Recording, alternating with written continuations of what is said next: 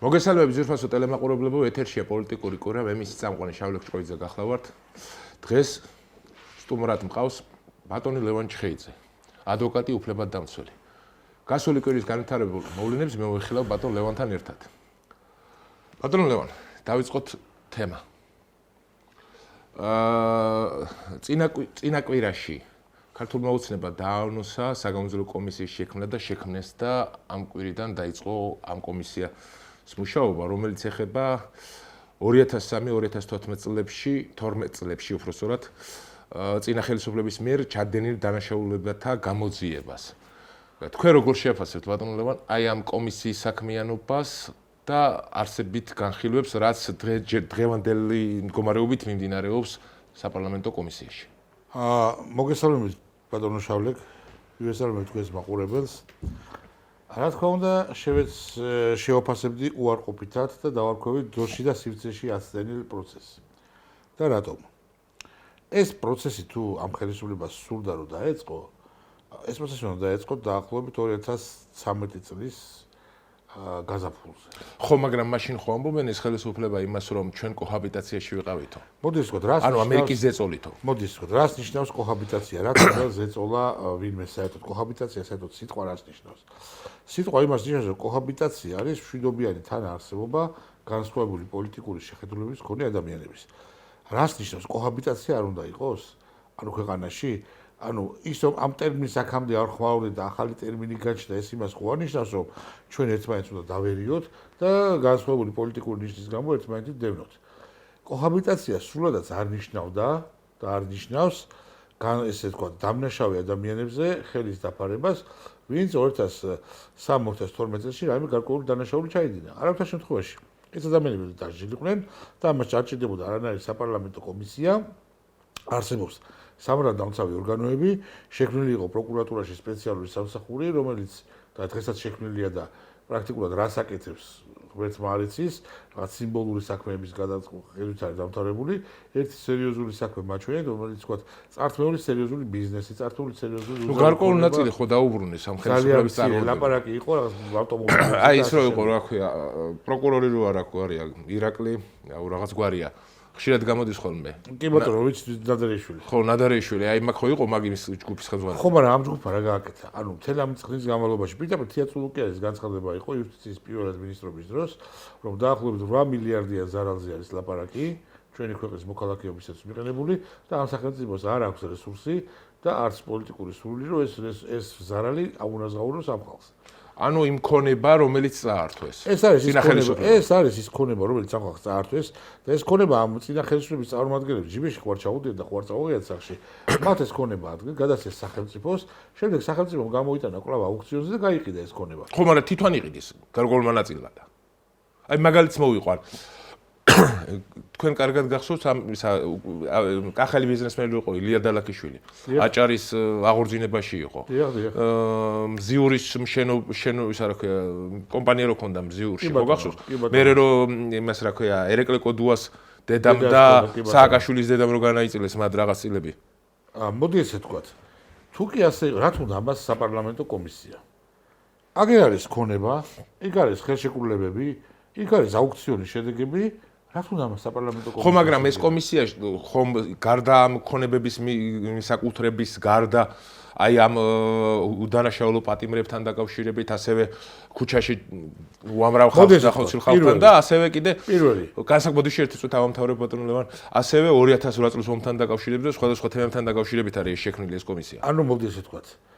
თუ აქ საუბარია იმაზე რომ უკანონო პატიმრობებში ვიღაცა იყოფებოდა. ანუ მთლიანობაში ეს კომისია ეს შესაძლოა ყველაფერთან დაკავშირებით ეს არის საკითხები, ეს არის მოსახლეობისთვის თვალში დაცვის შესაძლებლად შექმნილი რაღაც გარკვეული პროცესის დასაწყები, პოლიტიკური პროცესი, თორე რეალურად თუ კი ვინმე უკანონოდ იყო მსჯავრდებული 2013-14 წლებში მიღებული იქნა თვალსები კანონი საპროცესო, რომელიც საპროცესო გარიგებებს, დადებულ საპროცესო გარიგებებზე აძლევდა უფლებას ხალხს ხელახლა შეეტანა განცხადება, საქმეები გადაეხედა და სააპელაციო წესით გაესაჩივრებინათ. ზოგიერთმა ამით ისარგებლა, ზოგიერთმა ამით არ ისარგებლა. მოდი ესე ვთქვათ, რაც უნდა ამ თუ უკანონო პატრონობაში ადამიანები იყვნენ, ძალიან ბევრმა შეიტანა განცხადება, შეიტანა საქმეების გადახედვაზე მოთხოვნა და ამ ეთერშიც მე მიდავია და მიკვამათია ძალიან ბევრ ადამიანთან, რომლის საქმეები შეტანილი არის ასე ვთქვათ პროკურატურაში და ხო ის საოცრებაა. იმავე პროკურორებს დაეწერათ ეს განცხადებები, რომლებსაც თავის დროზე ეს ბრალი ანუ ვინებმაც გაასამართლეს და ვინც იძიებდა საქმეს, ისევ იმათ დააწერეს ეს იმათ პროკურორს დაეწერა და ეხლა მოდით ესე ვთქვათ, ვის ატყუებს ეხლა თქვენ წულუკიანი, ან თუნდაც ეს ხელისუფლება, რომ თქვენ კაი ხალხო, თუ ამ საქმეების გადახედვა გინდათ, ყველა მათგანმა 1-2 წლის განმავლობაში თუ კი ვინმე თვლიდა რომ არასწორად იყო მჟავდებული, არასწორად ჩამოართვეს ქონება, ყველამ შეიტანა განაცხადი. რას უნდა ამას 12 წლის ლოდინი, 12 წლის განმავლობაში რასაკეთებდნენ? და დღესაც პირდაპირ გეტყვით, იგივე აგვისტოს ომთან დაკავშირებით, აგვისტოს ომთან დაკავშირებით რა არის გამოსაძიებელი. აი, კერძოდ იმას არ ყვევენ, როგორც მაქვს ინფორმაცია, რომ აი 2008 წლის ომის შემდეგ რო გარკვეული თანხები იმას ქნეს, რა ქვია, რეალიზება მოახდინეს მაშინდელმა თავდაცვის მინისტრმა და ასევე ხელისუფლებაში მაღალ ჩინოსნებმა. კარგით. რო გამოცხადდა იერარქია ჩამოწერილად და სხვადასხვა თემებთან დაკავშირებით. გასაგებია. კიდევ ერთხელ ვამბობ, ამისთვის მათ ჰქონდათ 12 წელი და მაქვს თავარი შეკითხვა, რომელზეც ვერ ვღებულობ პასუხს, რატომ 12 წლის განმავლობაში არ მოხდა რეაგირება და როგორც იურისტი ხარ, სვამ პასუხს რატომ? იმიტომ კი არა ეს ნიშნის მოგება კი არა, როცა 12 წელი შედიყავით. თქვენ ჩემზე გაკეთეთ, რომ სისხლისამართლის დანაშაულებებზე არსებობს ხანდაზმულობის ვადები. რა თქმა უნდა. ანუ თუ ხანდაც სისხლისამართლის დანაშაულს ჩაიდგენ ადამიანი, სხვადასხვა სიმძიმის სისხლისამართლის დანაშაულზე არსებობს ხანდაზმულობის ვადა, ხანდაზმულობის ვადა არსებობს მხოლოდ კაცობრიობის წინააღმდეგ ჩადენილი დანაშაულებებზე, როგორც არის კონვენციური დანაშაულები, როგორც არის გენოციდი, ეთნიკური წმენდა და ასე შემდეგ, რამდენი ხანიც არ უნდა გავიდეს არსებულ დანაშაულზე არსებდება, ისე ვთქვათ, ხანდაზმულობა, თორე ისეთ სამოხელეო დანაშაულებებზე, როგორც არის თანამდებობრივი მოსლების ბორტად გამოყენება, გადამეტება, ვთქვათ, იგივე მითვისება გაფლანგვა ბატონო ჩემო გულგრილობა იქნება ეს თუნდაც უკანონო განაჩენის გამოტანა და ადამიანის თავისუფლების უკანონო აღკვეთა და ასე შემდეგ ხო არის კონვენციური მუხლები და თითქმის აბსოლუტური ყველა ის დანაშაული რომელზეც ლაპარაკი შეიძლება იყოს არის თუნდაც ამ კომისიამ დაადგინოს რომ ამანდაგვარ დანაშაულს ადგილი ჰქონდა ნაციონალური მოძრაობის მმართველობის დროს 10 წლიანი ხანდაზმულობის ვადა გასულია და შესაბამისად უკვე რომც დადგინდეს მსგავსი ფაქტის არსებობა, უბრალოდ პროკურორი იძულებული გახდება პროცესული საქმეზე აღძრას საქმე და ხანდაზმულობის ვადის დენის გამო. ანუ ბატონ ლევან, თქვენ იმას ამბობთ, ძვირფასო ტელემოყოლებლობისთვის კარგად მინდა გავმარტო, თქვენ იმას ამბობთ, რომ აი წინა სასამართლო პროცესები რო იყო ხაზარზე, ჯაფარზე ეს არა წერეთლის საქმესთან დაკავშირებით რომ ხანდაზმულობა შეეხო და გარკვეულ მოხდა სამინისტრება იყო. ხანდაზმულობა კი იქ ამნისტია შეეხო. ხო, ანუ მაგრამ ხომ გამოაცხადეს რომ გარკვეულ ნაწილში ხანდაზმულობა. ანუ იმ ვარიანტის ნაწილში ხანდაზმული იყო იქ შეწყდა საქმე, ნაწილში ამნისტირებული იყო იქ ამნისტიის საქმე. ანუ გასაგებია, მაგრამ მე რა ისე თქმა მინდა, იცი? იგივე სიტუაცია მოხდება დღევანდელ რეალობაში და სამ საგამოძიებო კომისიასთან დაკავშირებით. დაუშვათ წარმოგიდგენთ 2008 როგორც იქ მოხდა 2008 წელს კონკრეტულმა თანამდებობის პირმა მოახდინა დაუშვათ რაღაც გარკვეული თანხების მითვისება გაფლანგვა. ან სასახურებრივი მოსლების ბორტად გამოყენება. აქ სამის აღება. ამ დანაშაულების ჩადენას 2008 წლიდან ხო ქონდა 2018 წლამდე ხანდაზმულობის ვადა. რომ მოიწურა ეს ხანდაზმულობის ვადა 2018 წლის შემდეგ უკვე სისხლისამართლების პასუხისმგებლობას 2025 წელი როგორ დავაყენებთ? და ახლა კიდევ ერთი კითხვა მინდა ბატონ ლევან. აი ქერო ქუჩაში სულ გაუსამართლებლად რო ახალგაზრდები ჩახუცეს იმ თემებთან დაკავშირებითაც ხო არის? მოდი ეს არის ძალიან ზოგადი თემა რომ ვინ ჩახუცეს ქუჩაში გაუსამართლებლად. ყველა ეს არის ინდივიდუალური საქმე და ყველა ინდივიდუალური საქმეზე არსებობს ინდივიდუალური პასუხი. რობაქიძის საქმე არის რადიკალურად სხვა გეგვლიანის кейსი არის. ნუ არა, გასაგებია ის რომ სხვადასხვა, მაგრამ ამას გარდა იმისა რომ უბედურება მოყვა და ადამიანის სიცოცხლის მოსვლა მოყვა ამ შემთხვევაში. ხო, მაგრამ გარკვეულ ნაწილში ხო გაურკვევლობაა იმასთან დაკავშირებით სინამდვილეში რა მოხდა შემთხვევის გამო. ვინმისთვის გაურკვევლობა არის? გაურკვევლობა ის არის რომ აი რობაქიძის მკვლელობას, მაგალითად ავიღოთ ბუტა რობაქიძის მკვლელობის საქმე, რომ მაგალითად სიტყვაზე ვთქვათ, აი ბუტა რობაქიძის მკვლელობის საქმესთან დაკავშირებით მხოლოდ გასამართლა ერთ-ერთი პატრულის თანამშრომელი და დანარჩენი ვინც ამ საქმეში პატრულის თანამშრომელი გასამართლა თავის დროზე. ხო, მაგრამ სხვების ხომ მონაწილეობდნენ სხვებიც. მან კრიმინალი რა იყო? იქ ადგილი ჰქონდა ნასვამი პოლიციის მხრიდან გაუფრთხილებლობის სიცოცხლის მოსპობას ადამიანის, ხო? გავიგეთ. მაგრამ სხვა რამეს ვამბობ ბატონო. მაგრამ იქ მოხდა შემდეგ დანაშაულის ფაბრიკაცია, თითქოს და ეს იყო ყაჩაღდა. ხო, მაგრამ იქ ხო დანაშაულია მე.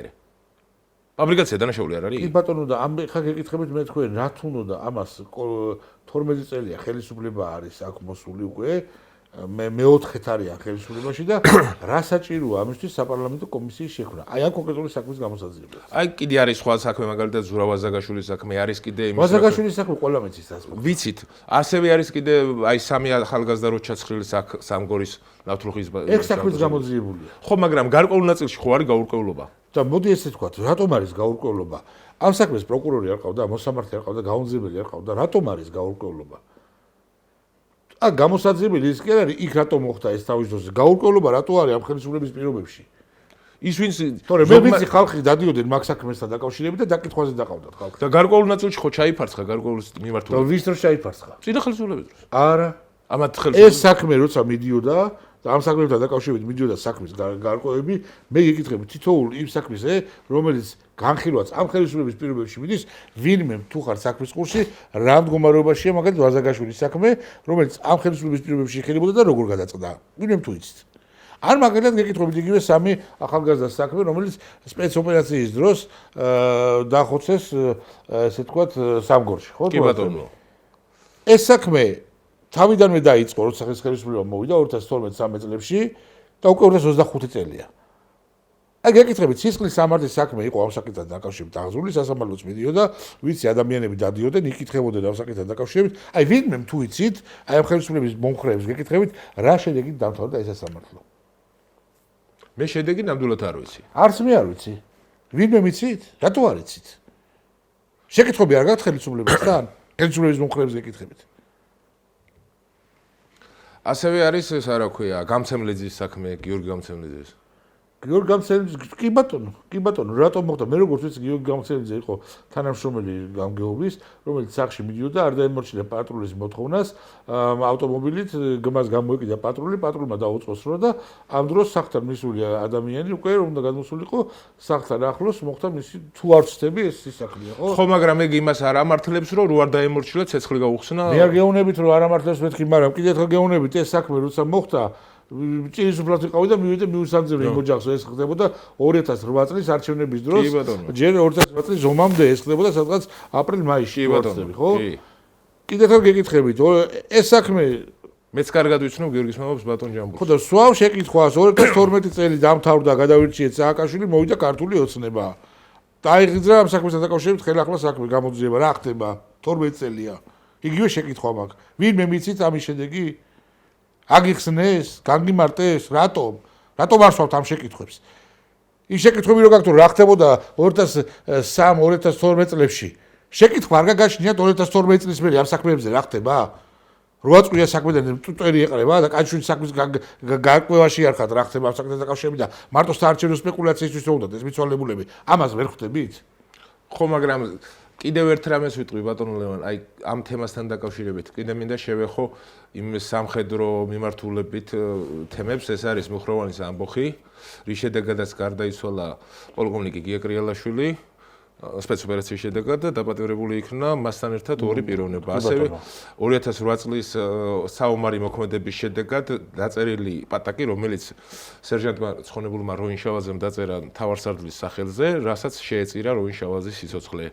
ასევე არის ციხეში მოკლული სერგო თეთრაძე პოლკოვნიკი, ჭაღარა პოლკოვნიკი. აი ამ თემებთან დაკავშირებითაც ხო მიმდინარეობს ეს ხელახალი ისა გადახედვები და თქვენ როგორ შეაფასებთ ამას? მე გეტყვით ერთ რაღაცას, ნებისმიერ საქმეზე, სადაც არსებობს სისხლის სამართლის დანაშაულის ნიშანი, კიდევ ერთხელ ვამბობ, არსებობს პროკურატურა, არსებობს გამოძიება, არსებობს სასამართლო. ვინმე დაგიშალათ ამ საქმეების გამოძიება?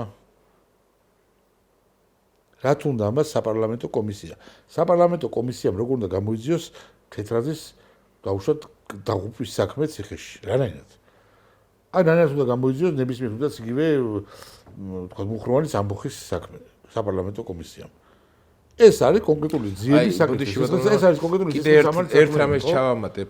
ასევე გაურკვევლობაშია დღესდღეობისა, ბოდიში უკაცრავად ვასოტელე მაყურებლებო, დღესდღეობისაც არის გაურკვევლობაში დღევანდელი სიტუაციიდან გამომდინარე შავი ზღვის აკვატორიის მაშინდელი ხელმძღვანელის, ეს არის 2004 წლების პერიოდს გულისხმობ, ხელმძღვანელი რო იყო ადმირალი, ვიცე-ადმირალი გენერალ-მაიორი ზურაბ ირემაძე, აი მის გაურკვეველ ვითარებაში გარდაცვალების საქმე, ასევე მე იმას წინა გადაცემაშიც ვახსენე და ერთ რამეს დავამატებ ზირფასო ტელემოყრალობ, ჩემთვის ყოველად გაურკვევლობაა ერთი რამ, ის რომ ეს პიროვნება გაურკვეველ ვითარებაში გარდაიცვალა, ოფიციალური ვერსიით გული შეტევით, მაგრამ მე გავიმჟღავნდა რომ ვითომ ციანიდით მოწამლეს, მაგრამ ეს სხვა თემაა. უბრალოდ გაურკვევლობა რაშია, იცი?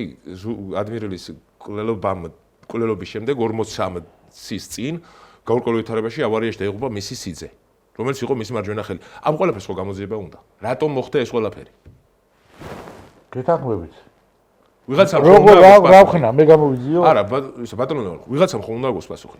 ამ დანაშაულს. გამოვიძიო, მე ვინმე დაუშალა 2012 წლიდან მოყოლებული დღემდე არ გამოიძიო თუ უთხრა ვინმე.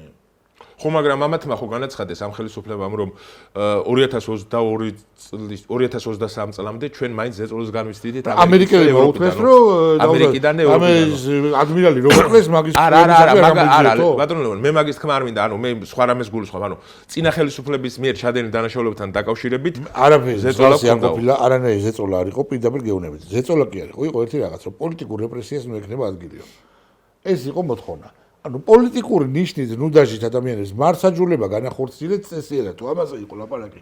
არასოდეს ამერიკელებს არავისთვის არ უთქვიათ, რომ დამნაშავე სახელმწიფო და დამნაშავე თანამდებობის პირები არ დასაჯოთო. ასეთი მოთხოვნა არასოდეს არ ყოფილა. იყო რომ პოლიტიკური ნიშნით რო განახორციელეთ დევნასო. აქ ამაზეა ლაპარაკი. და ეს ხელისუფლება ახორციელებდა პოლიტიკური ნიშნით დევნას და მეცაც გეტყვით. იმ ხელისუფლების სამსახურში მყოფი ჯალათები, ვინც ამ ხელისუფლებას მისცა ერთგულების ფიცი არ დავასახელებ ახლა სახელმწიფო თუ დავასახელებ კიდევაც დღესაც მუშაობენ დღესაც დაწინაურებულები არიან უფრო მაღალ თანამდებობებზე არიან ღებულობენ ჯილდოებს ფინანსურს მათ შორის ღებულობენ ორდენებს ღებულობენ ესე თქვათ შესაბამის ესე თქვათ ანაზღაურებას და შესაბამის ჯილდოებს სახელმწიფოსგან და ჩადიან იგივე საქმეს ამ ხელისუფლების პირობებში ვინც ამ ხელისუფლებას მისცა პირობა და ვინც ამ ხელისუფლებასთან არის თანამშრომლა მათ შორის ამათი დანაშაულები გადაამტვრიეს იმათზე აჰა და გაასამართლეს ესეთი ქმედებებისთვის, რომლებიც იყო ამათი ჩადენილი. ანუ ამ ხელისუფლების ჩადენილი. ამ ხელისუფლების არა, იმ თანამდებობების და პირების და იმ ოფიცრების, ვინც ამ ხელისუფლებას, ესე ვთქვათ, მისცა ერთგულების ფიცი და შევიდა ამათ სამსახურში. და ვინც ამათ სამსახურში არ შევიდნენ, იმაზე გადატეხეს ჯოხი. და ამათ მიერ ჩადენილი ქმედებები დაბრალდათ იმათი ვინც ამ ხელისუფლებაში შევიდა, იმათი ჩადენილი დანაშაულები დაბრალდათ ისინიც არ შევიდნენ. ვიცი ასეთი რამოდენიმე საქმე, რომელიც კონკრეტულად ჩადენილია ამ ხელისუფლების სამსახურში ყოფი თანამდებობის პირების მიერ, რომელიცაც გაასამართლეს სხვა ძველი თავიანთი კოლეგები და მეგობრები. ნუ მე ამ კომისიას ბატონო ლევან მე ვიტყვი რომ აი ამ კომისიის შექმნასთან მიმართებაში დადებითად ვარ განწყობილი. ეხლა მეორე რაღაცას გეტყვით. დადებითად ვარ განწყობილი. ეს არის პარლამენტი, რომელიც არის არალეგიტიმური. ჩვენს პარლამენტი რო არალეგიტიმური არის, ამას მე ხوارობ მარტო. ამას იზიარებს EUTO, ამას იზიარებს EUTO-ის დასკვნა, ამას იზიარებს Human Rights Watch-ის დასკვნა, ამას იზიარებს იგივე ევროპის საპარლამენტო ასამბლეა, სადაც პირდაპირ მისცეს ჩვენ პარლამენტის ასამბლეას ვადა ისიც რომ ვადამდელი არჩევნები დანიშნეთ და გამოიძიეთ არჩევნების გაყალბების ფაქტი, თუ არ და შეგიწყვიტავთ ასე თქვა წევრობასო და იმის მაგივრად რომ წასულიყო და თანამშრომლობაზე წასულიყო ევროპის საბჭოს საპარლამენტო ასამბლეას და თვითონ დატოვეს ევროპის საბჭოს საპარლამენტო ასამბლეა. ესე იგი ის თქმა მინდა მე გეუბნებით რომ ეს არის პარლამენტი, რომელსაც არ შეუძლია კონსტიტუციის ცვლილების შეტანა, რომელსაც არ შეუძლია ორგანული კანონის მიღება, რომელსაც არ შეუძლია საერთაშორისო ხელშეკრულების რატიფიცირება. ეს არის კვაზი პარლამენტი.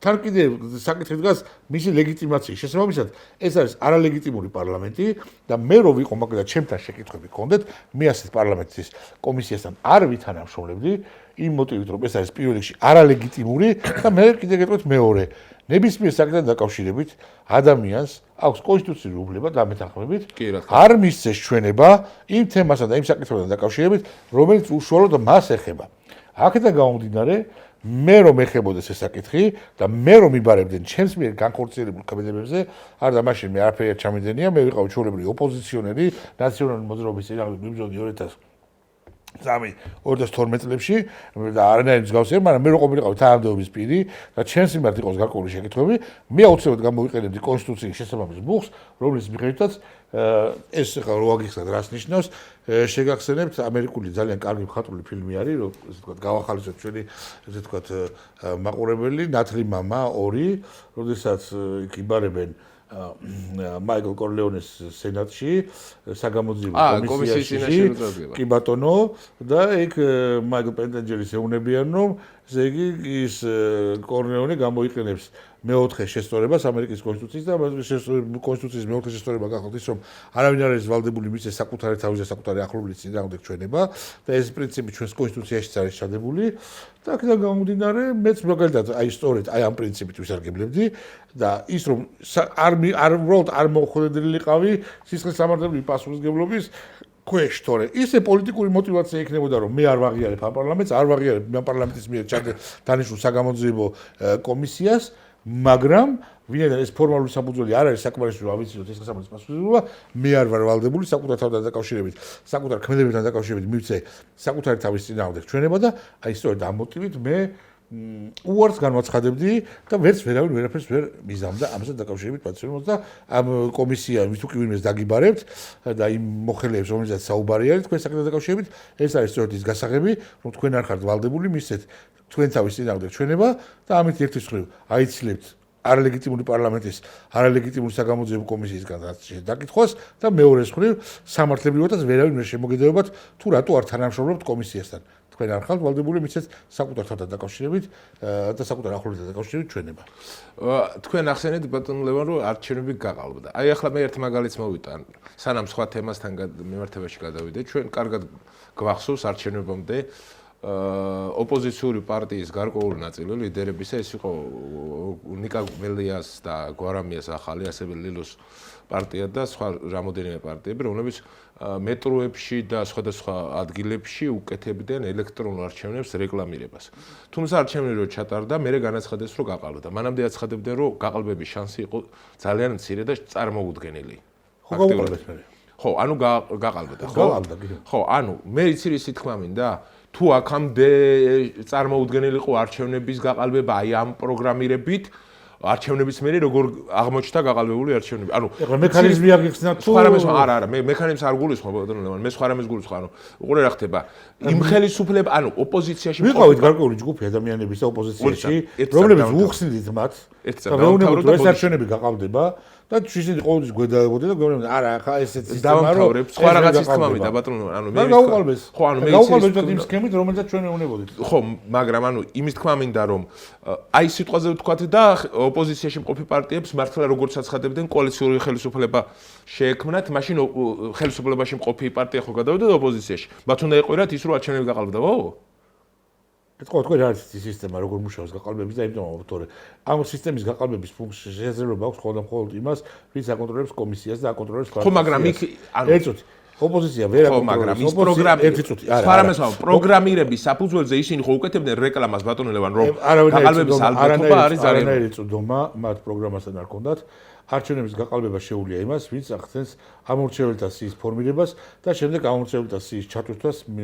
შესაბამის მანქანებში, რომლებიც არ არიან ერთმანეთთან დაკავშირებული და არ არსებობს მექანიზმი ეგ და იგივე ამორჩევლის მიერ სხვადასხვა უბანზე ხმის მიცემის შემთხვევაში სისტემა მოახდინოს იდენტიფიკაცია განმეორებითი კენჭისყრის. აქ ამაზე ლაპარაკი და ამის გაკეთება შეუძლია მხოლოდ იმას, ვინც აკონტროლებს ამორჩეველთა საარჩევნო სიას და ვინც გამოცხადდა რომ არ იყო მაგის შესაძლებლობები და მეორე კიდე ყველაზე მთავარი არა ამ შესაძლებლობა იყო და ყველგან სადაც ამ სქემიდან იმუშავა პირდაპირ გეუბნებით ამ ფირმის მიერ ამ სისტემით ჩატარებული არჩევნები სადაც ჩატარდა ვენესუელიდან დაწყებული ყველგან გაყავდა ბელარუსიის ჩათვლით ეს არის ის საარჩევნო სისტემა რომელთაც ტარდება ბელარუსიაში და ვენესუელაში არჩევნები და ეს არის ყველაზე არასანდო სისტემა. ეხლა რო აუხსნათ ამორჩეველს რასთან გვაქვს საქმე, როგორ ყავდება და როგორ გაყავდა ეხლა ეს არჩევნები, რო იცოდეთ თქვენ. არის საარჩევნო აპარატი, რომელშიც მიდიხარ და თქვენი პირადობის მოწმობით გადიხართ ვერიფიკაციას. ერთია ვერიფიკაცია გაიაროთ პირადობის მოწმობით, მეორეა პასპორტი. პასპორტი ვერ გადის ვერიფიკაციას და თქვენი პირადი ნომერი უნდა შეიყვანონ, ასე ვთქვათ, ხელით. აი, სწორედ აქ არის საკითხი. როდესაც თავის დროზე ყავდებოდა არჩევნების შევარდნაძის დროს, იყო საარჩევნებში ორი ტიპის კარუსელი. გაყალბებას ვეძახდეთ, იყო -1 სომხური კარუსელი, როდესაც შედიოდა ბიულეტენი გამოქონდა და იყო მეორე იყო კარუსელი, რომელსაც ერქვა ეგრეთ წოდებული რუსული კარუსელი და იყო ესეთი გაყალბების ტერმინი, ეგრეთ წოდებული პროსტინა, რა იყო ეს პროსტინა? პროსტინა იყო გაყალბებული ამორჩეველთა სია, ერთ დღეს გახვიდოდნენ საარჩევნო უბნიდან, დაგიწევდნენ ერთ ამორჩეულ საარჩევნო სიას, რომელიც შეესაბამებოდა რეალობას და მეორე დღეს თქვენ რომ გადიოდით, რა თქმა უნდა, ჩართული იყო შესაბამისი სტრუქტურები და ესე თქვა ტელეგაყალბების სისტემა იყო ამუშავებული, სულიდან აი ამ იმებს, რა ქვია, უბანზე დატოვებულ სიებს საარჩევნო და ეს საარჩევნო სიები იყო გაძეძგილი ერთ და იგივე ადამიანებით, რომ აი ეს ერთ თქვა ამ უბანზე 35-ზე, 36-ზე, 37-ზე და სხვადასხვა უბანზე იყო ერთ და იგივე ადამიანის შეყვანა. ანუ თლიანობაში იყო სხვადასხვა. თლიანო, აი მას ერქვა გაყალბებული სიას, ერქვა პროსტინა. ამ ხელისუფლებამ რაც გააკეთა, პრაქტიკულად გამოიყენა ძველი შევარდნაძის დროინდელი გაყალბების სისტემა, რუსული კარუსელი, ეგრეთ წოდებული პროსტინას რო ვეძახდით, ოღონდ ეს პროსტინა მექანიკური რო ავიღოთ, თუ იყო თავისუფლად შევარდნაძის დროს ბეჭდური, ეხლა გახდა მექანიკური და ეს სიები, სწორედ ამაზე იყო როცა ვითხოვდით ჩვენ რომ გამოიტანეთ ელექტრონული სიები და დავადაროთ ელექტრონული სიები ყველა საარჩევნო უბანზე ამ შესაბამისი შესაძლებელი დარდგაითო და ამაზე უარი თქვეს. არ გახსნეს ეს სიები, იმიტომ რომ როგორც გაიხსნებოდა სიები, აღმოჩნდებოდა და დადარდებოდა კომპიუტერული სისტემით თუ და შევიდოდა ერთ კომპიუტერში და მოხდებოდა მათი გაშიფრვა, გაირკვეოდა რომ რომელმა მოქალაქეს სად რამდენ უბანზე რამდენჯერ მისახმა.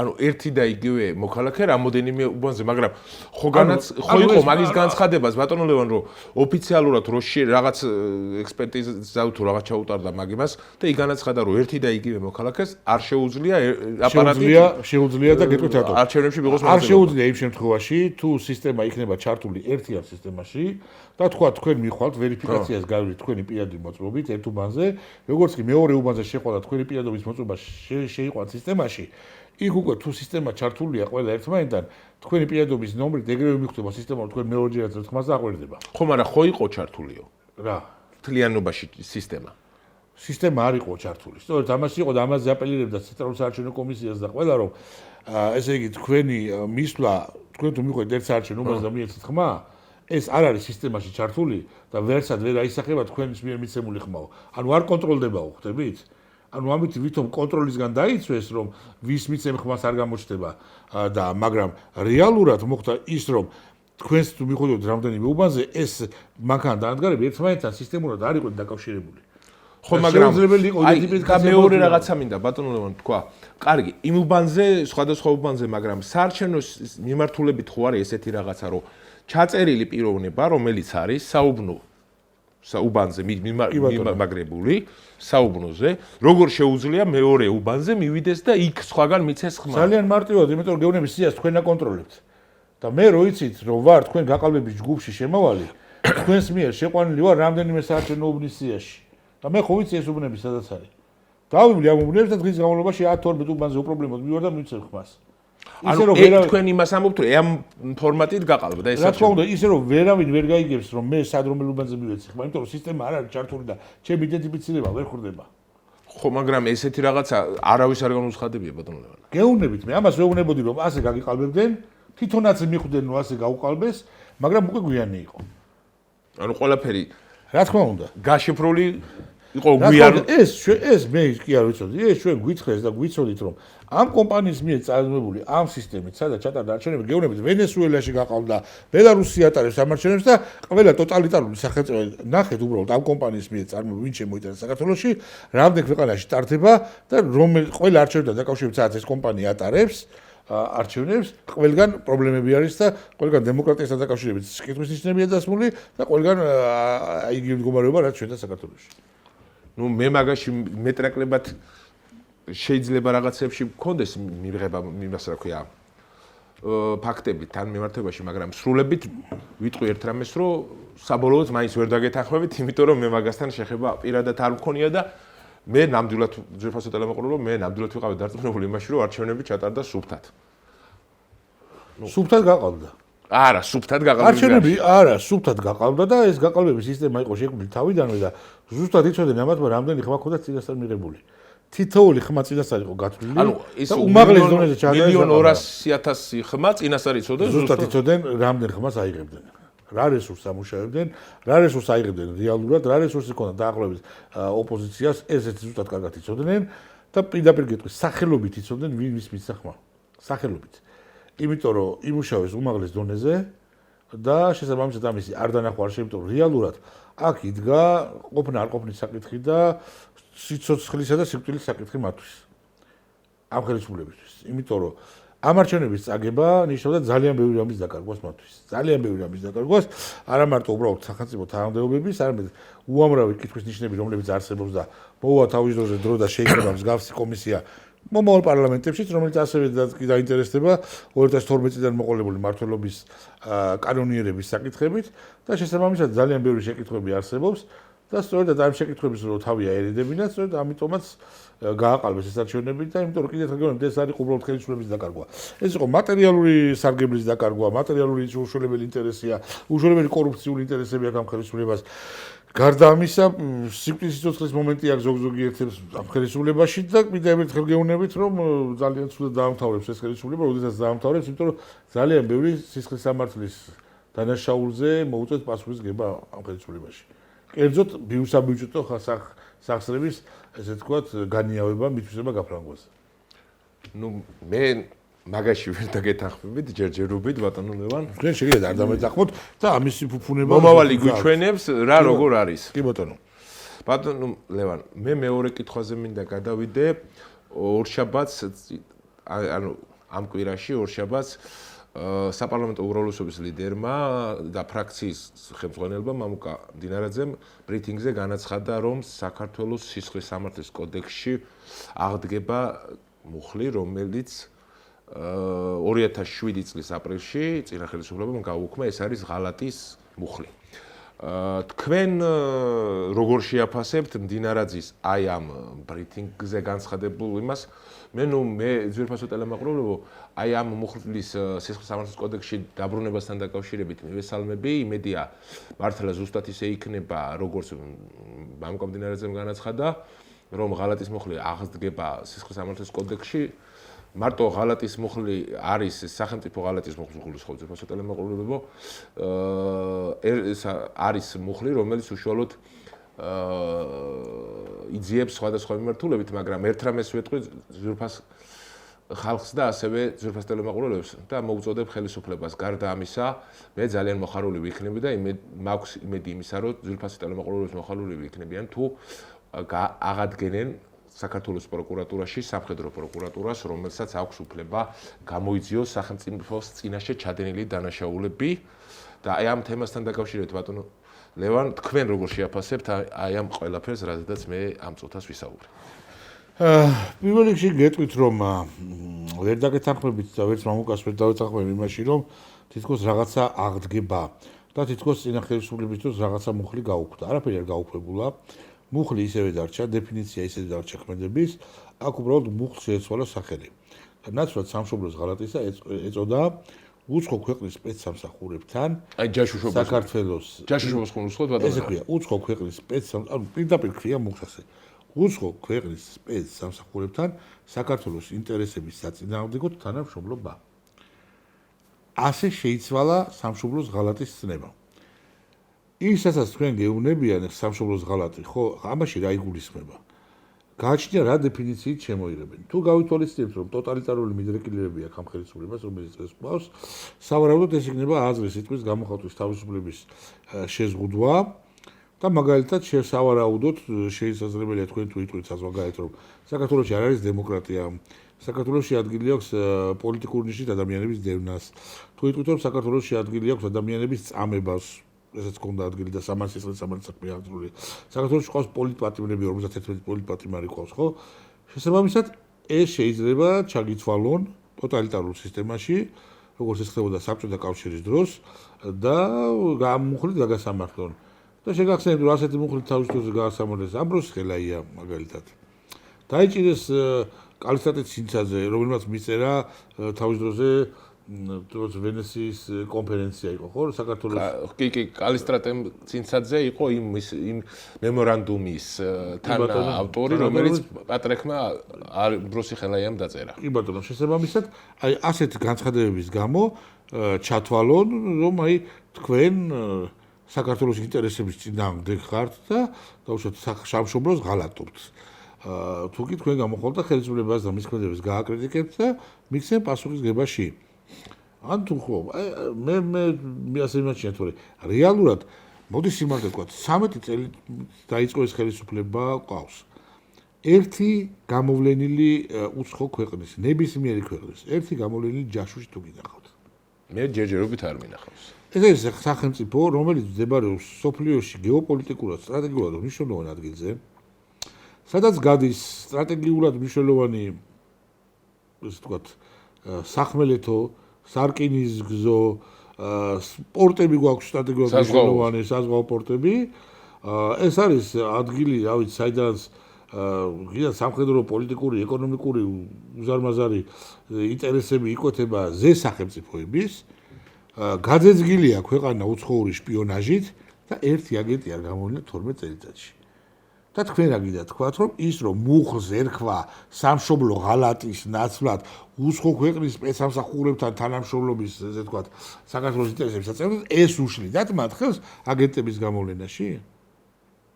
მე გეტყვით მაგალითად, ერთ-ერთმა თავდაცვის მინისტრმა, რომელმაც რუსეთში ღია არხებით დარეკა და მთელი ქართული სამხედრო დაზვერვა აიყვანეს რუსეთის სპეცსამსახურებში. მზად ხართ ეს ადამიანი მისცეთ სისხლისამართლის პასუხისმგებლობაში?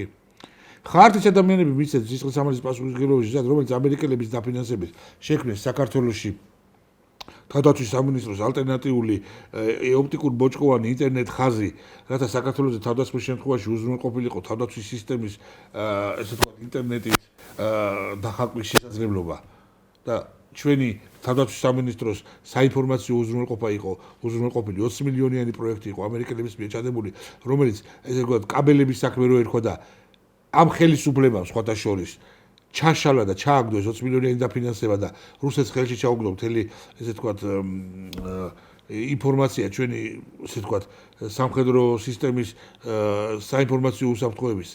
მზად ხართ ეს საქმეები გამოიძიოთ და მზად ხართ ეს ადამიანები მისცეთ პასუხისგებაში? მოდით აი ეს არის სამშობლოს ღალატი და აი ეს არის უცხო ქვეყნის სპეცსამსახურებთან საქართველოს ინტერესების წინააღმდეგ თანამშრომლობა. და თუ კი ვინმე ამას ჩადის დღეს, არის დღევანდელი ხელისუფლების წარმომადგენლები. მაგრამ წინა ხელისუფლების წარმომადგენლებს დამიჯერეთ ამ მუხლით, არა მაქვს პრობლემა, მე მაგალითად არაფერს არ მეშინია, არასოდეს შემცხოვრებაში არ მითანამშრომლი არც ერთი ქვეყნის უცხოურ სპეცსამსახურთან. კი ბატონო, მე არანაირი შეშება აღადგინეთ, მოვადრო და ამ მუხლით გასამართლებით ძალიან ბევრი. ბატონო ლევან, ხო, მაგრამ წინა ხელისუფლებამაც ხო ჩაიდინა ზუსტად მაგ მუხლით დანაშაული, რომელიც თქვენ ახსენეთ ღალატის მაგივრად როლი. მოდი ახლა პირდაპირ გეტყვით, თქვენ როგორც იურისტი. იმ მუხლს, რომელსაც ახლა ეს ხელისუფლება შემო უკუქმედებით ძალა ექნება? რა თქმა უნდა. წინა ხელისუფლებასთან მიმართებაში ექნება. უკუქმედებითი ძალა როგორ ექნება დამამძიმებელ მუხლს წარსულში ჩადენილ ქმედებაზე? წარსულში ჩადენილი მაგ ღალატის მუხლს ეხება ის ხანდაზმულობა? არა, ხანდაზმულობას არ გეუბნებით.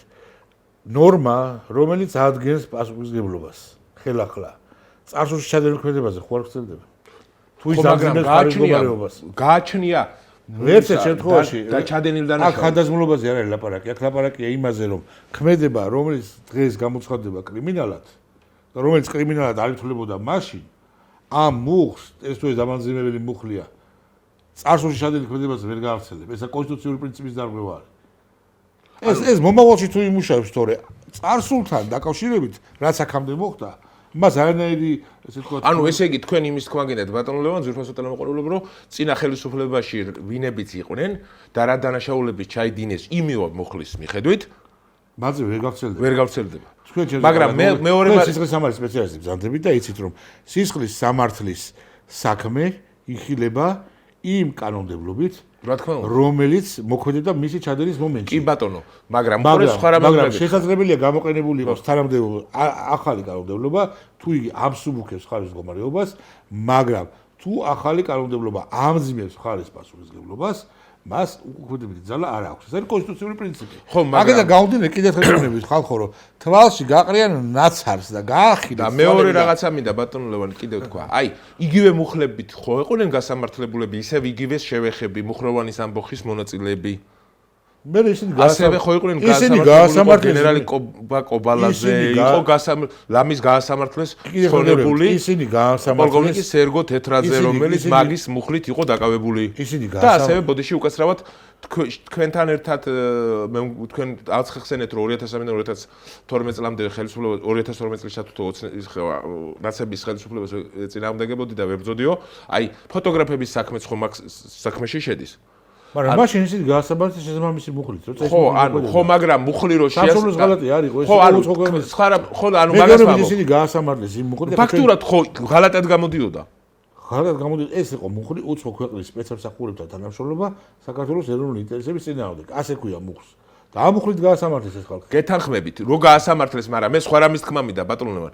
ეხლა თქვენ წეხან სხვა რაღაცა თქვით, ეხლა სულ სხვა რამეს ამბობთ და ანუ შეტრიალებულ პასუხს მაძლევთ. ეგრე არ ვამბობ. მე იმას ვამბობ ბატონო, რომ მე ვამბობ, რომ თქვენ ახსენით წეხან რომ ეს მუხლი ამ მუხლს შეუცვალეს სახელი და ახლა არის ღალატის მუხლით უნდა მოდი ჩამოყალიბდეთ, თქვენ რას ამბობთ? მუხლს სახელი ეცვლება და ისევ ძველი სახელი უბრუნდება თუ ახალი მუხლი შემოდის? სავარაუდოდ ახალი მუხლი შემოდის. თუ ახალი მუხლი შემოდის, ეს ახალი მუხლი, რომელიც ამძიმებს წარსულში წარმოშობილ ურთიერთობას, ხო, წარმოშობილ ურთიერთობაზე პასუხისმგებლობას, როგორ გავრცელდება? მაგრამ რომ თქვა და შეეცვალა სახელი იმ მუხლს, იმათ რაღა ეშველებათ. რა მუხლს შეეცვალა? აი, თუ კითხვა გიხსნით მარტივად რა, იმ ადამიანებთან, რომელთაც პრეტენზია აქვთ კონკრეტულად 2007-ში, 2008 წელს ჩადენილი დანაშაულისათვის, მათი გასამართლება მოხდება 2007-2008 წელში მოქმედი კანონმდებლობით. დღეს მიღებული კანონი თუ ეს არ ამსუბუქებს მათ მდგომარეობას და არის დამამძიმებელი, ის ვერ გავრცელდება იმ პერიოდში ჩადენილი დანაშაულზე. ამის თქმა. არა, მე მაგას არ ვამბობ. ვინებიც არიან გასამართლებულები, იმათ რა ეშველებათ მეთქი. ამ მოხლით. აღარაფერი აღარ ეშველებათ. ანუ რეაბილიტაციის მოთხოვნის უფლება არა აქვთ. ეგრე გამოდის. რაღა რეაბილიტაცია ხო გადაიხადა მათი საქმეები უკვე. იგი კობალაძის და იგივე არა, მე სხვა რამეს ვამბობ. რო გადაიხადა ეს ვიცი, ამინისტრირებულები არიან, მაგრამ გეთანხმებით გადახედილია, მაგრამ მუხლიდან გამომდინარე რეაბილიტაციას გულისხმობ. და არა იმას, რომ გადახედილია და გამართლებულები არიან. აი, ამ მუხლს დღეს რომელიც შემოდის, ვერ უკავშირებს წარსულში არა, ამ მუხლს არ ვეხები. წარსულში რაც იყო, იმ მუხლს გეუბნებით ბატონო. ანუ უცხოეთის სპეცსამსახურებთან თანამშრომლობა, ამინისტრირებულები არიან, გამართლებულებიც არიან, მაგრამ რეაბილიტაცია მუხლიდან გამომდინარე გულისხმობ, მიხდი?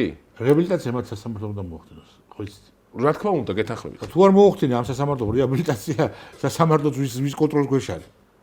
იმ ხელისუფლების კონტროლის ქვეშ არის. ხო და რომელი?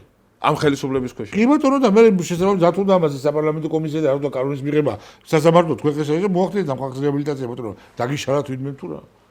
ანუ მე იმის მინდოდა ძვირფას ტელემოყარებებისათვის კარგად გასაგები ყოფილიყო, იმიტომ ჩავშალე ეს კითხვები ბატონო ლევან, რომ დეტალურად გაგვეშიფრა ამ ღალატის ანუ რო არ დავაბრუნოთ ხალხი, მარტივად გიხსნით. დღეს ვიღებთ კანონს სამშობლოს ღალატისთვის, ხო?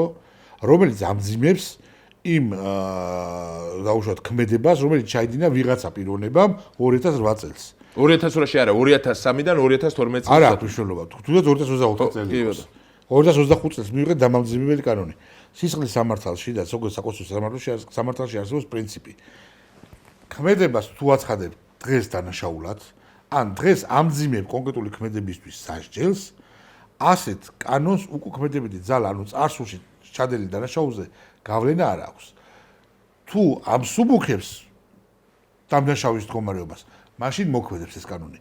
თუ ამძიმებს წარსულში ჩადენილი დანაშაულის პასუხისმგებლობას, ასეთ მუხლს უკუქმედებითი ძალა, ანუ წარსულში წარმოშობილ დანაშაულზე არ გავრცელდება. ამის ახსნა მინდა. ანუ დღეს რომ გეუბნებიან, რომ ჩვენ შემოვიღებთ სამშობლოს ღალატის მუხლს და ამ მუხლით მე გავასამართლებ ნაციონალური მოძრაობის რომელიღაც კონკრეტულ წევრს, რომელსაც თეორიულად წყალებში ჩაიდინა რაღაც ქმედება, რომელიც შეიძლება დაკვალიფიცირდეს ამ ქმედებით, 2007-ში 8 წელს ჩადენილ ქმედებაზე 2025 წელს გამოცემული მუხლი ვერ გავრცელდება ხალხო და ამას თუ კი ვინმე გეუბნებათ, გატყუებთ მეთქი ამას გეუბნებით და თვალში გაყრეთ ნაცარს. მეც არაფერი. ანუ თქვენ იმის თქმა გინდათ, რომ ეს ყველაფერი აბსურდული ბლეფია.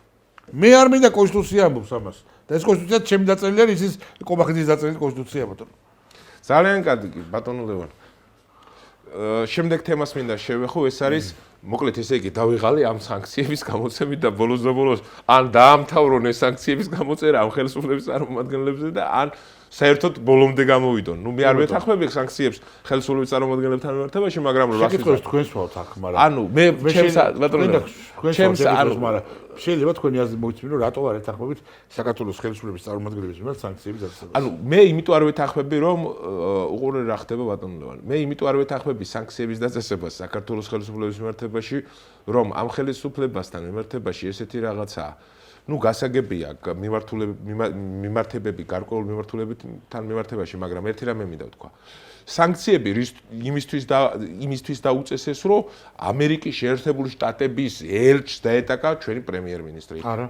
და მეორე კიდე არა, ამიტომ არ დაუწესეს. ევროკავშირთან მიმართებაში გაწყვეტა ურთიერთობა. არჩევნები გაყალბდაო, მაგრამ ვერ გავიგე სად არის გაყალბების ალბათობა. ნუ ახლა ახლა მე სად გაყავდა, მაგრამ ყოველ შემთხვევაში აგიდეთ. და ასევე ბატონო ლევან, ასევე ნუ მე კიდევ ერთხელ გამიმეორდები ძვირფასო ტელემაყურებლებს, რომ გმობ ძალადობას დღევანდელ მდგომარეობიდან გამომდინარე და ოღონდ ორივე მხრიდან გმობ ძალადობას, ჩემთვის ყოველდღე მიუღებელია მნიშვნელობა არ აქვს ეს ძალადობის ფაქტი ოპოზიციის მხრიდან არის თუ ხელისუფლების მხრიდან, ნებისმიერ შემთხვევაში გმობ ძალადობას ჩემთვის მიუღებელია და კიდევ ერთხელ გამიმეორდები ძვირფასო ტელემაყურებლებს წინა გადაცემაში და ვთქვი და არაერთხელ მithქვავს, რომ მე ყოფილი პატიმარი ვარ, ვიცი პატიმრობის შემდეგ რომ ადამიანს აქვს უდანაშაულის პრეზუმპცია, რომელიც იცავს მას და ეს არის სისხლის სამართლის დანაშაული, დარღვევა, რომლის წინაშედაც კანონიდებლობის საფუძველზე პასუხისგებაში უნდა მიეცეს ის პიროვნება, ვინც დაკავებულ ადამიანს ზე ძალადობს და ფიზიკურად ანგარიშწორებას ახდენს. თუ მათი დაპატიმრება უნდათ, კი ბატონო, მე წინააღმდეგი არა ვარ, თუ ვინმეს დანაშაული აქვს დააპატიმრეთ, მაგრამ ნუ ძალადობთ მათზე, ჩემო ძვირფასო ხელისუფლების წარმომადგენლებო. მაგრამ ასევე ოპოზიციასაც მოუწოდებ, რომ ჩემთვის ყოველად მიუღებელია პოლიციაზე ძალადობა, ჩემთვის ყოველად მიუღებელია პარლამენტის შენობის შტურმი და ასევე ჩემთვის ყოველად მიუღებელია 9 აპრილის მემორიალზე ისეთი სიბინძურების გაკეთება, რა სიბინძურებსაც აკეთებდა და აკეთებენ გარკვეული წრები.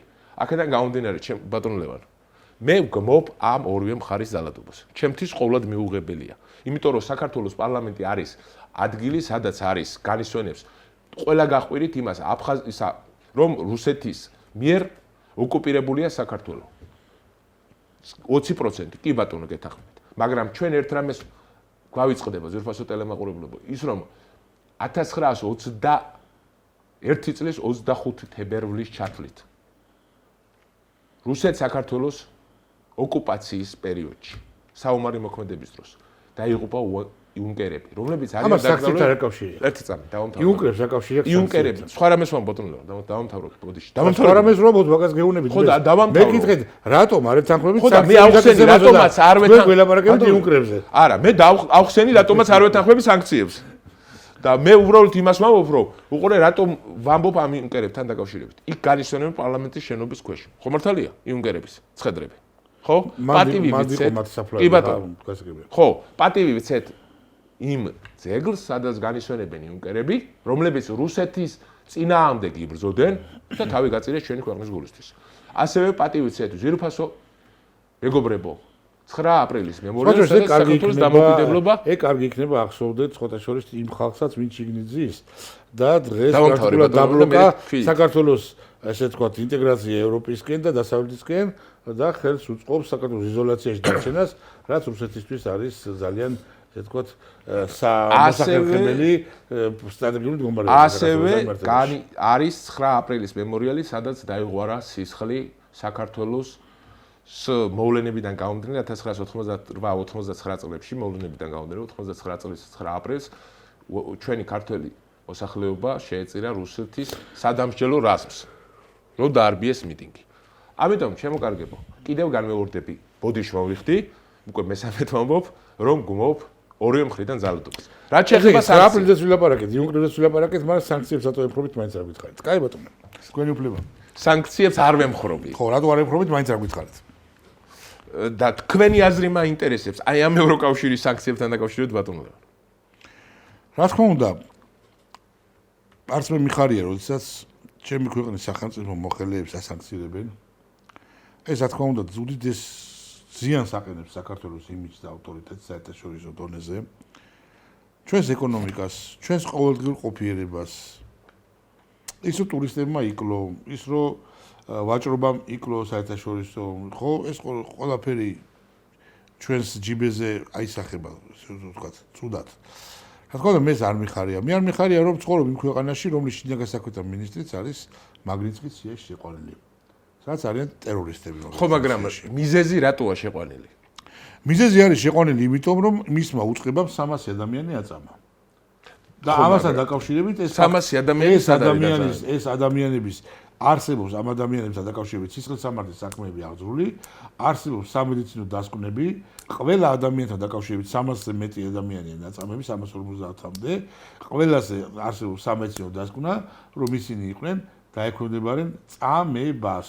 და შესაბამისი სამედიცინო დოკუმენტები არსებობს და გარდა ამისა უამრავი კადრებია ნანახი, სადაც პირდაპირ ჩანს თუ როგორ სასტიკად უსწორდებიან უკვე დაკავებულ პირებს შინაგან საქმეთა სამინისტროს წაქცეულებს, ეს განსაკუთრებული სისტასტიკა იყო პირველ დღეებში, როგორ ცემენ, სახეში როგორ უტყავენ წაქცეულ ადამიანებს, როგორ ლეწავენ და შესაბამისად ეს ქმედება სწორედ გახდა იმის საფუძველი, რომ არც ერთი კიდევ ერთხელ გეუბნებით, ერთი შემოთათუნება ხელის ბათუმის სათუთი პოლიციის უფროსისადმი ადამიანის სისხლისამართლის პასუხისმგებაში მიცემის საფუძველი გახდა ჟურნალისტის და ის რომ ამ უწყებამ 350 ადამიანზე მეტი აწამა არც ერთი პოლიციელი არის ამ საკითხთან დაკავშირებით დაკავებული.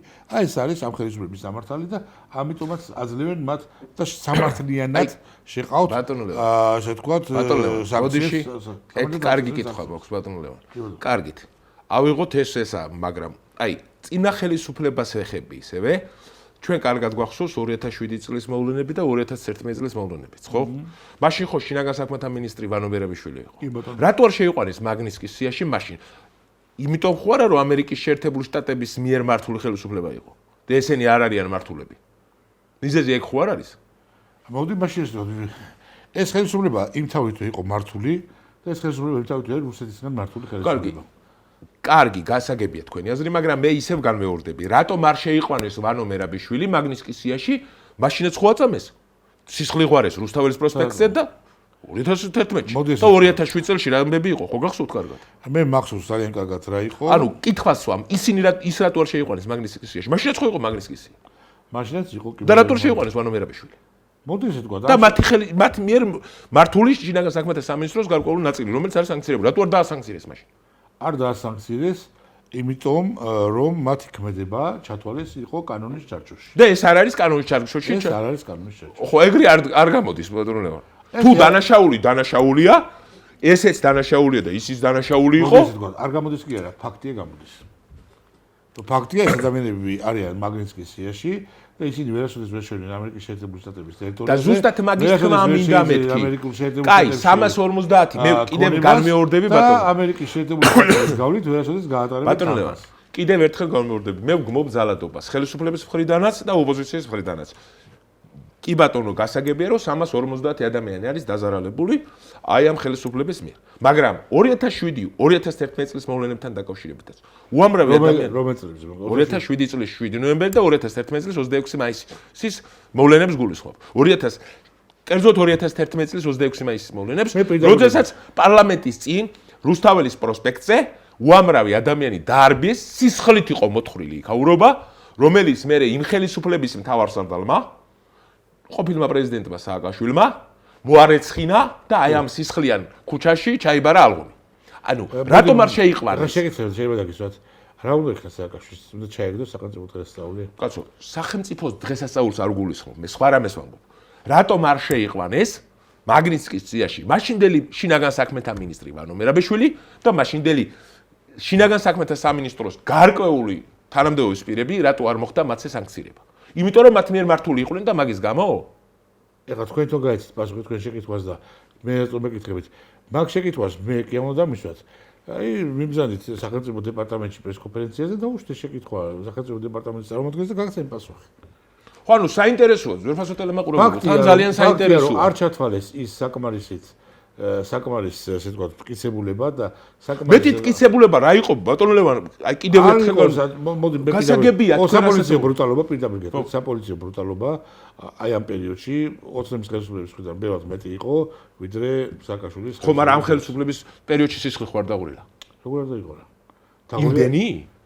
ეხლა მაგი გრამებით არავის არ აუწყია, მაგრამ ხო, მაგრამ რუსთაველის პირდაპირი კადრები. აი კიდევ ერთხელ ვიმეორე. პირდაპირი კადრები გვაქვს ჩვენ, კიდევ ერთხელ გეუბნებით. ფოტოგრაფების ხო შევეხეთ. ის ფოტოგრაფები რისთვის დააპატიმრეს? იმისთვის რომ ფოტოები აღსახეს იმოვლენებისა. ის ფოტოგრაფები დააკავეს იმიტომ, არა, მაგითო არ დაუკავებიათ, ის ფოტოგრაფები დააკავეს. რეალური მიზეზი რა იყო? რომ ისინი იყვნენ მიხეილ სააკაშვილის პირადი ფოტოგრაფები. კი ბატონო. და შესაბამისად მათ ისერგებლეს მიხეილ სააკაშვილთან და სამთავრობო და პირებთან ახლოს ყოფით, გადაუღეს ფოტოები და ეს ფოტოები გადასცეს საქართველოსა და მწყობრად განწყობილ სპეცსამსახურებს. ხო, მაგრამ სად წავიდა ის ფოტოები? ხო, საქართველოში გამოქვეყნდა.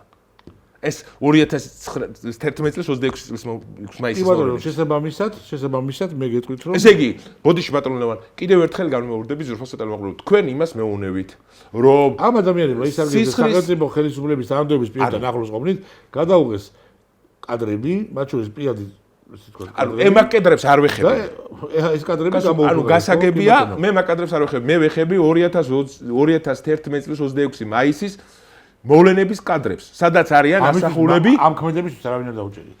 ხო, მაგრამ რეალური ფაქტი ეგ იყო. არ იყო, ასე არ ყოფილა. მოდი ესე თქვა. იმისთვის რომ ეს ამ ადამიანებმა და რატო იყო აკრძალული იმ კადრების გამოქვეყნება გარკვეული დროის განმავლობაში? მაშინ. რომელი კადრების? აი 2011 წლის 26 მაისის მოვლენების კადრების გამოქვეყნება. ვინ გაკრძალული იყო? იყო მაშინ არავინ არ აქვეყნებდა მაგ როგორ კადრებს. აქვეყნებდა? მეტრაკლებად აკოვნა გადმოსვლება საიდან მისცეს? ერთადერთი კადრებს კი ვიდეო მასალას უყურებ. ვიდეო მასალების გასაგებია. არა, პირდაპირ ეთერში არ გულისხმობ, მე სხვა რამეს გულისხმობ. ანუ მე იმას ვამბობ, რომ კადრები, რომლებიც გამოქვეყნდა, ეს იყო მე მაგ პირადად ნანახი, ეს არის გაზეთი ასავალ-დასავალი და თუ არ ვწდები, მეორე იყო კვირის პალიტრაში იყო კიდე გამოქვეყნებული მას კადრები. სხვაგან არსად არ მინახავს მე საგაზეთო მასალაში. გამოქვეყნდა ამ რამოდენიმე მაშინ, მაგრამ მე იმას ვამბობ, რომ ისევ განმეორდება. დღეს იმედი აჩვენებს იმ კადრებს მაგალითად იგივე აქციულ მაგალითად ზვიად მაისაშვილის თუ სახეში უტყავს პოლიციელები. ეგ არსად არ გვინახავს შენ. იმედზე. არც ოპოზიციის ხრიდან არ გვინახავს. როგორ არ გვინახავს? რომელ ტელევიზიაზე იყო? რომელ ტელევიზიაზე კი სოფლიოში ძრამ კადრებმა და ყველა მნახა. ეს ვიცი. მაგრამ ოპოზიციური ტელევიზიებს გულისხმობ. ოპოზიციური ტელევიზიები გეუბნებით სწორედაც და არც ერთმა სამთავრობო ხელისუფლებამ, არც იმედმა, არც პოსტივიმ და არც მაესტრო ეს კადრები არ აჩვენეს. აქციულ კაცს ორი სპეცსაზმელი როგორ უტყავს სახეში წიგნებს. ეგ პოლიციური ბრუტალობა და სისხლის სამართლის დანაშაულობა. არ უჩვენებთ. და ისევ ერთხელ ვიტყვი ბატონო ლევან. თქვენ აცხადებთ, რომ მაგნიტსკის სიაში შინაგან საქმეთა მინისტრი შესული და ასევე სანქციონირებული შინაგან საქმეთა სამინისტროს მაღალი თანამდებობის პირები. კი ბატონო. მაგრამ ისევ იქების გამო. თქვენ გიდათ მე გამომიყავთ ვანო მერაბაშვილის ადვოკატად და კიდევ ერთხელ გიხსნით რა. ბატონო, თქვენ არ მინდა რომ მით ადვოკატად მინდა გამო. ფაქტია რომ ვანო მერაბაშვილი არ ჩათვალეს მაგნიტსკის სიაში შესაყვანად და მიიჩნიეს რომ გომელაური ბევრად ანუ გომელაური უფრო მეტად საშიშია ვიდრე ვანო მერაბაშვილი იყო. ბატონო შეიყვანოს ტერიტორიული. არა, ეგ აბსურდული სისულელია ბატონო ლევან. ნუ ეს აბსურდული სისულელი თუ არის ამერიკაში არსებობს სასამართლო და გომელაურს უფლება აქვს ეს გადაწყვეტილება ამერიკის სასამართლოში გაასაჩივროს. ხო, მაგრამ კი ბატონო, მაგრამ იქაც თქვენ ამბობთ რომ იგივე მიმართულება ხო შეიძლება იგივე მოხდეს, რაც ჩვენ ქვეყანაში ხდება რომ ისე სამართლებენ როგორც თავადაწყობთ. თქვენ ხო აცხადებთ სასამართლოს მიმართებაში. ამერიკის შეერთებულ შტატებში ხო შეიძლება მოხდეს? არა, ამერიკის სასამართლოში ასე აქვს. ანუ სრული თავისუფლება და სიტყვის თავისუფლება იქ. თქვენ არიცით რომ ესეა? ისე ვიზა შეგიტყვეთ თუ არიცით რომ ესეა? რა თქმა უნდა. ამერიკა არის დამოუკიდებელი სასამართლოს ქვეყანა, დამოუკიდებელი მართლმსაჯულების ქვეყანა, სადაც არანაირი პრობლემა არ არის, შეიძლება მიხვდეთ სახელმწიფო დაწესებულების გაწყვეტილება გაასაჩირო და ედაოთ სახელმწიფოს. არანაირი პრობლემა ამაში არ არის. საქართველოს გაწყვეტილება. ბატონო ლევან, ბოლო თემას მინდა შევეხო. ოღონდ დროის ფორმატიდან გამომდინარე, მოკლედ მინდა შევეხო, ეს არის ტრამპის განცხადება ზელენსკის დაბალ რეიტინგის შესახებ და ამ უკრაინაში რომ მოითხოვა ადამიანელი არჩევნების ჩატარება ტრამპმა. მოდი ხა ესე თქვა, ამაზე ჩვენს გვილაპარაკია და ერთ-ერთი ჩემი ოპონენტი თქვენ ეთერში მეუბნებოდა რომ ზელენსკი არ არის ლეგიტიმური პრეზიდენტი, რამე თუ მას გაუვიდა ვადაო და ჩვენ ამაზე ვთქვით რომ არსებობს კონსტიტუციური ნორმა, რომელიც ამბობს რომ საგანგებო და საომარი მოქმედებების დროს ქვეყანაში არჩევნები არ ტარდება, ეს არის უნივერსალური. თუმცა მე შეცვალეს ვადამდელი თქვა თავიდან, მე შეცვალეს რომ ხელახალი არჩევნები უნდა ჩატარდეს. გინდა ვადამდელი დაარქვი, გინდა ხელახალი არჩევნები დაარქვი. დღევანდელი დღეს ზელენსკის მხრიდან როცა ქვეყანა ომშია, მის მიერ განცხადება რომ მის ტოვებს თანამდებობას, ეს შეიძლება შეფასდეს ჩემი აზრით როგორც დეზერტირობა. დღეს ის ვერ დატოვებს ამ თანამდებობას.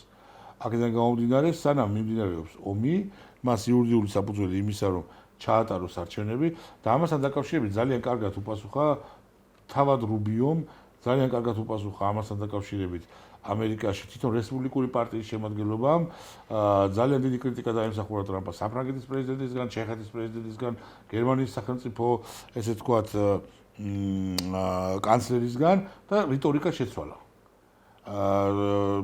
ტრამპმა და ორ დღეში პრაქტიკულად სრულიად სხვა განცხადება გააკეთა და ანუ შეტრიალებული განცხადება და შეტრიალებული განცხადება კიდევ ხელი გააკეთა რომ ის ორი დღე ძალიან უხარობდა ქართული ოცნების აღმოჩენებს აი ტრამპმა თქვა რომ უკრაინამ დაიწყო ომიო ჩვენ რო ვიძახდითო და ჩვენ რო დავხსნიოთ აი თუ ჩვენ თქვენ ტრამპმაც იგივე თქვა ტრამპმა იგივე რო თქვა თავისუფალ პარტიამ 15 სენატორმა გამოაცხადა რომ თუ ეს რაღაცების გალაპარაკს გააგრძელებს ტრამპი ჩვენ მის წინააღმდეგ იმპიჩმენტს ხარს დაუჭერთ და ტრამპმა უცბად როიცკენ ამოატრიალა ესე თქვა ფირფიტა და სრულიად გამომრიცხავი ტექსტი თქვა, იმიტომ რომ რეალურად მას დაუპირისპირდა ძალიან ტაქტიანად, ძალიან დიპლომატიურად სახელმწიფო მდივანი რუბიო, რომელმაც აბსოლუტურად განსხვავებული განცხადება გააკეთა ტრამპისგან და პრაქტიკულად მიხვდა ტრამპი რომ მას დაუპირისპირდა საერთაშორისო თანაშემწე ესე თქვა მოკავშირეები ამ განცხადებასთან დაკავშირებით სისულელე თქვა პირდაპირ თქვა მას დაუკავშირდა საკუთარი ადმინისტრაცია დაუპირისპირდა მას დაუპირისპირდა საკუთარი მთავრობა, საკუთარი პარლამენტი ესე თქვა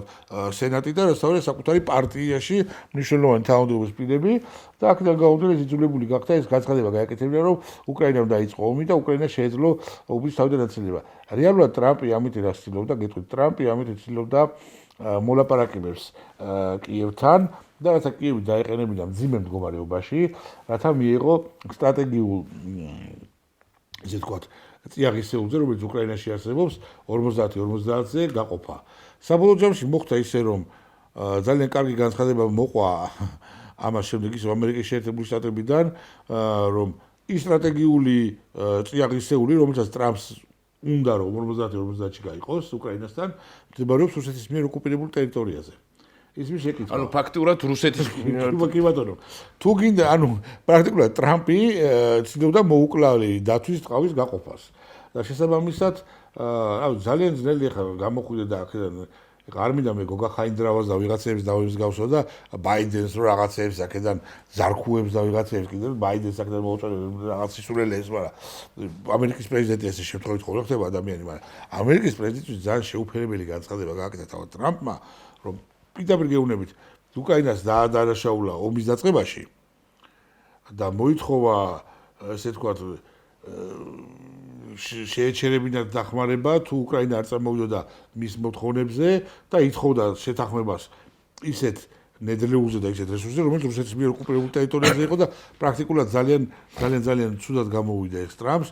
საბოლოო ჯამში მან შეცვალა თავის პოზიცია. ხო, მაგრამ ახლა ხო განაცხადა ზელენსკიმ მოლაპარაკებას დავიწყებ ნედლეულთან დაკავშირებით. რა თქმა უნდა, დაიწყეს მოლაპარაკებას ნედლეულთან დაკავშირებით და ეს სწორი პოზიციაც არის, იმიტომ სხვა გზა არ აქვს უკრაინას, იმიტომ რომ ტრამპმა ისიც აღიარა, რომ კორუფცია ჩვენი ბრალიაო, ზელენსკის მართლა 70-80 მილიონზე მეტი არ მეუღლიაო, ისიც თქვა რომ ომი მას არ დაუწყიაო, ისიც თქვა რომ საბოლოო ჯამში ამ ნედლეულის წამოღება 50%-ის თუ გვინდა ამერიკელებსო, ეს ომი უნდა მოვიგოთ ბატონო და შესაბამისად ქართული ოცნების მომხრეების სიხარული გაგრძელდა მხოლოდ 2 დღე, საბოლოოდ ტრამპმა დაიჭირა მაინც ისეთი პოლიტიკა, რომელიც თქვენ არ მოგწონთ ძვირფასო ქართული ოცნების წარმომადგენლებო და რომელიც მოგწონს ჩვენს ქართულ ოპოზიციას. მოკლედ ბატონო ლევან მოდიში უკაცრავად. მოკლედ ბატონო ლევან. მადლობა დღევანდელი სტუმრობისათვის. ძვირფასო ტელემაყურებლებო. შევხვდებით შემდეგ კვირას TV+-ის ეთერში. 21 საათზე. გმადლობთ რომ გიყურებთ. მადლობა.